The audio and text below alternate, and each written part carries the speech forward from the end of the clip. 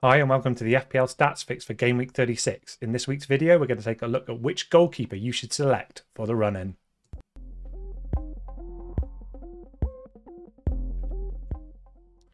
Hi everyone and welcome to the FPL Stats Fix for Game Week 36. My name's Tom Campbell. You can find me on Twitter at utterlytc. Now, in this week's video, what I thought we would do, guys, is just take a quick look, and it will be pretty quick in this week's video, guys, because I do think the pool of players that we're interested in relation to goalkeepers is pretty thin. Obviously, a lot of people are going to be using their remaining chips in this massive double game week in game week 36. So it is super exciting, guys, and hopefully there'll be some massive points in the FPL community, and that's what we're here to see if we can help with. So I was asked about this on the community in terms of whether or not we could just take a little look and see if there's anything in the stats that tells us which goalkeeper we should be looking at in terms of bringing them into our FPL squads for game week 36, which is a huge double game week. So the way that I thought I would tackle this initially is to just start off by using fantasyfootballfix.com's fixture analyzer. And if I scroll down, you can see that I've sorted this on attack difficulty, or rather it's sorted initially. We're obviously looking at the full game week range here, guys, game week 36 through until the end of the season. Just a few short game weeks to go, how quickly it's gone. So if I change to defense difficulty as well, you can see here that what I'm actually interested in, or what I'm going to focus in, is teams that are playing double game weeks in both game week 36 and game week 37. So sorting on defense difficulty, Fix favours Leicester at the top there with that lovely double game week in terms of home fixtures against struggling Everton and relegated Norwich respectively. And then they have a forthcoming double in game week 37, away matches against Watford and Chelsea. Now, second on the list is Everton, and they have the inverse. So they have two away matches, Leicester and Watford in game week 36, and then a couple of home matches, Brentford and Crystal Palace respectively, and then single game weeks to finish. I did think, though, instead of looking at the Chelsea team, which is, again, a great double that may be of interest to folks, I thought I would focus the analysis in on teams that actually have doubles, i.e. play twice in both game weeks 36 and game week 37 respectively. So I've also included Aston Villa. So fantasyfootballfix.com's algorithm is suggesting that Leicester are the initial winners. If you look over the course of the whole season, then they are favouring that run-in. And I don't disagree with that, but there are some complexities we want to think about in terms of Leicester's European commitment and whether or not that might have some impact, not necessarily on the goalkeeper selection, but possibly on the rest of the team. So just something to be aware of there, guys. But initially, Fix does favour that run in from a Leicester perspective. If I filter on just game week 36, it doesn't change. It still favours Leicester. Then Chelsea do come into the mix, and they do have a couple of home games to finish, albeit their form, as we know, guys, has not been what we would want, or maybe what we would have expected recently. So game week 36 still confirms that Leicester are the quote-unquote favourites, and of the teams that are playing twice in game week 36 and game week 37 respectively, I just filter back to overall again, you can see that Fix is saying we're leaning towards Leicester, guys. So first tip, I guess, of the hat to Kasper Schmeichel. Everton are next in line then in terms of the away matches they have in game week 36, and then the home matches in game week 37, followed by that away match at Arsenal, albeit you might make another transfer before that game. And then Aston Villa, who have this mix of away and home matches respectively against Burnley, who are still fighting for their lives in the survival or relegation fight, I should say, and that match against the title challengers Liverpool, followed by this nice double game week in game week 37 against Crystal Palace and Burnley respectively. So that's what we're going to focus in on, guys. Which keeper are we actually recommending, or the stats suggesting that we should be leaning towards from Leicester, Everton and Aston Villa respectively? So the way I thought I would try and break this down and see whether or not there's any indication as to whether or not the stats is leaning one way or the other, I start with the Opta Stats sandbox, and I've reduced the game week range here, guys, from rather than looking at the whole season, which I will look at in a moment, but actually I've reduced it down to since game week 30, so just the last, handful of fixtures here, and I'm including all opposition. I've toggled across to the team level stats, because what I wanted to do is, if I look at the defensive stats here, I thought what would be kind of useful if I look at shots conceded. So I'm looking at defensive metrics and then the shots conceded box here, I thought if we look at the number of shots in the box conceded per game in that period and just see which team is actually leading the way. So obviously less is better in this case. And actually, I am doing it per game. So it's not so concerning if they've played less games because of how the schedule's gone. But actually, Aston Villa are one of the teams we're interested in here. And they are right near the top. You know, you've got the two title elect, I guess, teams there in Liverpool and Man City respectively. And then shots in the box conceded, you've got Aston Villa, who are third best there with conceding just 5 shots in the box on average over that period per game, which is super impressive actually. And I wasn't necessarily expecting any of those 3 teams to I guess stand out, but that's what the stats are telling us. So that's kind of interesting. If you then scroll down, you know, it takes a while to actually get to one of our next teams, and you actually then reach down to Everton around that mid-table spot, excuse me, almost 9 shots per game. So it's a relatively significant increase on Villa from 5 through 9 if we're rounding up for Everton in that period. I guess the lead position would kind of suggest that that's what we would expect. And then Leicester are even worse then. So whilst we've actually said, if I just flick back to the fixtures again, a reminder that Leicester are favoured from a fixture analyzer perspective over the course of the whole season and in double game week 36. Actually, that's slightly contested in terms of the shots in the box that they've been conceding in the kind of recent game weeks, and it's actually plentiful in terms of those number of shots. Now, you could make the case that actually, if you're willing to gamble, conceding shots in the box, you might be willing to accept that, and you're less concerned about clean sheet points, but actually you're focused in on hopefully accruing a whole load of save points from your goalkeepers. So I thought that was kind of interesting at a team level metric, that the actual defense and the solidarity around how the team's performing is actually leaning itself towards Martinez and Aston Villa. However, if we move on and look at individuals now, so I've kept the game week range the same. I've reduced it down rather than the whole season. So it's more of a form analysis we're doing here rather than like the whole season. So just the last handful of game weeks here, looking at only goalkeepers, I've reduced the team selection pooled from down to 3. So Aston Villa, Leicester and Everton respectively. I've done per game, again, to make sure that it's averages that we're looking at.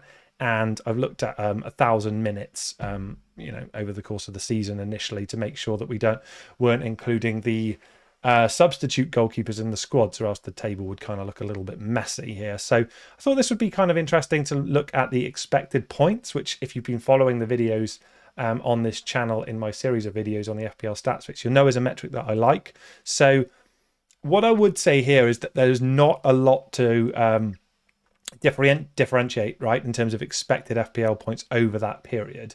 Schmeichel is the least there, so I guess it's going against the fixture analyzer, and another sort of cross in the box, or you know, a down mark against him, because when compared to Pickford and Martinez respectively, they do beat him. Like, it's not massive, the differential, or the delta, I guess, between where Schmeichel is at there compared to Pickford and Martinez respectively. But if you are looking for a little edge from a stats perspective, and you do wonder whether or not that is in of itself enough, and you're just looking for an edge to help you make what is a very difficult call, again, Martinez has actually been expected to pick up the most points in that period compared to his 2 challengers, I guess, in terms of how we're positioning this video. I'm actually interested if I widen it out for the whole season here, let that load a little bit and see if there's anything else different and whether or not it changes.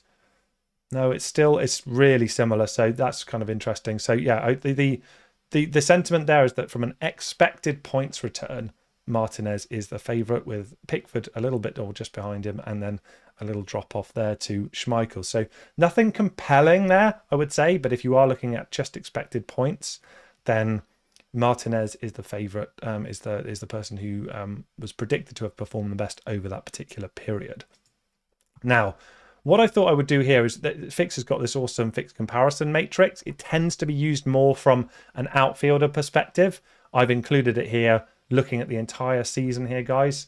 So you can see, we probably haven't mentioned the prices yet, actually, and probably should just actually do that. But you can see there's, it's close, but Martinez will cost you a bit more money. And I guess every 0.1 will count at this stage of the season. So Martinez is going to cost you the most at 5.5 million, compared to Pickford at 4.8 million and Schmeichel at 4.9 million. So yes, there is a difference in price between Martinez being the more premium one, but what I found here is there's really not that much to help in terms of, or to differentiate, I guess, in terms of FPL bonus points and saves.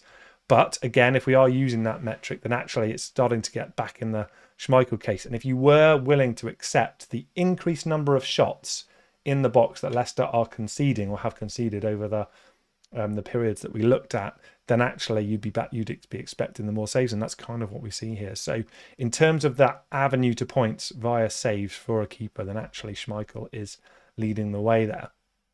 I did wonder whether or not it would be worth using heat maps. Now, don't laugh, because heat maps obviously are not going to tell us a lot in terms of where they actually play. That's obviously what you'd expect. I do find this a bit weird, that I mean, a bit of a sweeper keeper here for Mr. Pickford. As we know, he does a little bit erratic, but it's not so much the heat map here, guys. So this is a comparison between Kasper Schmeichel and Jordan Pickford.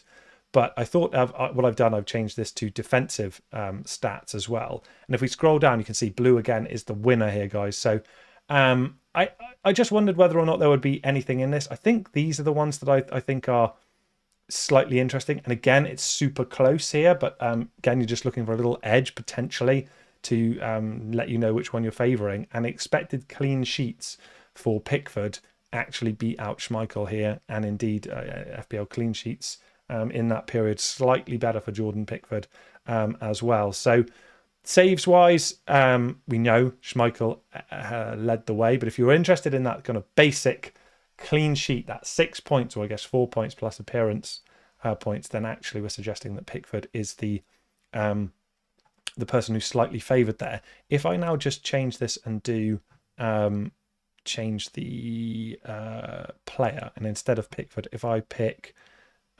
Martinez, just bear with me a moment, guys.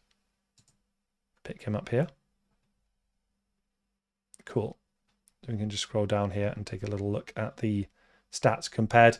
Super close again. I mean, it's a lot better for Aston Villa, as we know, from the clean sheets perspective, but he's down on saves. So it's going to come down to that manager call as to whether or not you're favouring the more likely avenue to points from a clean sheet perspective. I think we can say that fantasyfootballfix.com is suggesting that Martinez from Villa is the one to go with versus the shots from Kasper Schmeichel. Now, it wouldn't be an FPL stats video without me messing around on the custom stats builder, so I have built this table for you, and I will make it public, guys, so you can go and take a look at it if you like. Best goalkeepers for the run-in. I've included a whole bunch of stats that are specific and relevant only to goalkeepers, guys, and I'm looking at Aston Villa, Everton and Leicester only, using the goalkeepers positions, and I have applied a filter for 1,000 minutes played only to see whether or not there are, you know, to omit all of the substitutes or the reserve goalkeepers. So looking at the totals originally, you can tell I filtered this on minutes played already. So Schmeichel has played the more minutes thus far. You know, I wouldn't be far off every minute, I would guess, of the whole season. He's an ever-present pretty much, isn't he? So that's slightly favoured. So obviously the totals will be slightly inflated for him because of that. So I actually think the better way of doing this is to look at showing averages per game. And if I filter on FPL points, the actual points now returned, Martinez is leading the way there, with Schmeichel coming out just behind and Pickford a little bit further behind, sort of half a point on average per game over the course of the season. Obviously, we are playing doubles in this as well, so that's not insignificant, I would say. In terms of, so I started to think about the nature of the saves as well. So if you're interested in any of the nature of saves, this could be kind of interesting. So for me, save shots from outside of the box was the one that I was slightly more interested in, because from my perspective, you'd be more likely, I guess, to be making saves from saves outside of the box because of the difficulty of the chance. So the fact that Pickford actually is saving more of those from outside of the box, to me, was more encouraging. We've seen that in the past, guys, from Nick Pope in the season gone by from a Burnley perspective, and it's been a good avenue to points. And of course, he does have the edge there in terms of the money saving. So my analysis suggest, or a couple of things. Look, it's really close. It's a very tight call, guys. It's one that I'm sure a lot of managers will be agonizing over in terms of which one to go with. My feeling is that actually it makes sense if you're looking at a team level metric, which is always something I encourage. And if you can stretch to it, then Martinez is a better shout to sort of from an expected clean sheet perspective. However, from a save perspective, I think I'm leaning slightly towards Pickford, who won't have any European commitments, and Everton are still, fighting for their lives, of course. So I think that is the way that I am leaning. The stats are really, really close, guys, but hopefully that has given you at least some food for thought as you ponder this decision in game week 36. And I hope that whichever decision you make comes out on top for you. Do please smash a like on the video if you've enjoyed the analysis. Do please leave a comment down below. Let us know whether or not these sorts of stats videos are the sort of thing that you're enjoying as we get prepared for next season. But of course, we'll be back next week for another video. Subscribe to the channel, subscribe to fantasyfootballfix.com, and I'll see you all next week. Bye-bye.